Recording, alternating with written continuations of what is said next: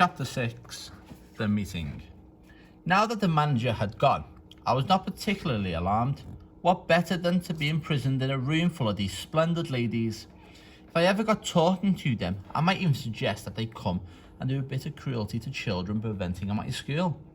We could certainly use them there. In they came, talking their heads off. They began milling round and choosing their seats, and there was a whole lot of stuff like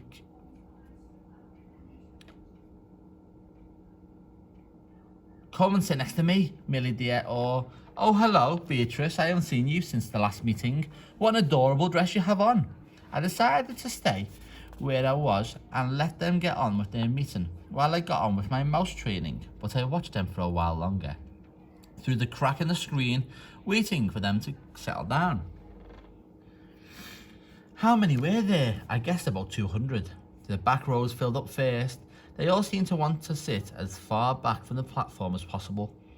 There was a lady wearing a tiny green hat in the middle of the back row who kept scratching the nape of her neck. She couldn't leave it alone. It fascinated me the way her fingers kept scratching away at the hair in the back of her neck. She had known somebody was watching her from behind. I'm sure she would have been embarrassed. I wondered if she had dandruff. All of a sudden, I noticed that the lady next to her was doing the same thing. And the next one, and the next. The whole lot of them were doing it. They were all scratching away like mad at the hair on the backs of their necks. Did they have fleas in their hair? More likely it was nits. A boy at school called Ashton had nits in his hair last term, and the matron had made him dip his whole head in turpentine. It killed the nits all right, but it nearly killed Ashton as well. Half the skin came away from his scalp. I began to be fascinated by these hair-scratching ladies. It is always funny when you catch someone doing something coarse and she thinks no one is looking. Nose picking, for example, or scratching her bottom. Hair scratching is very nearly as unattractive, especially if it goes on and on. I decided they had to be nits. Then the most astonishing thing happened.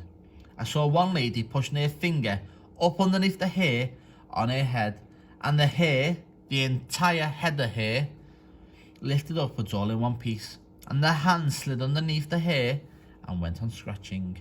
She was wearing a wig. She was also wearing gloves. I glanced swiftly around at the rest of the now seated audience.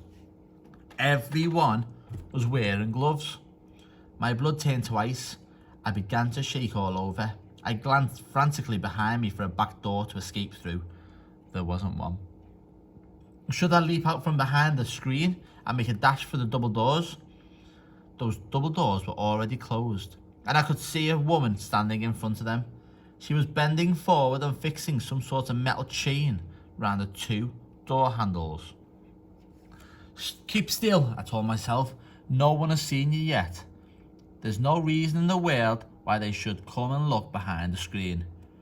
But one false move, one cough, one sneeze, one nose blow, one little sound of any sort, and it won't be just one witch that gets you, it'll be 200.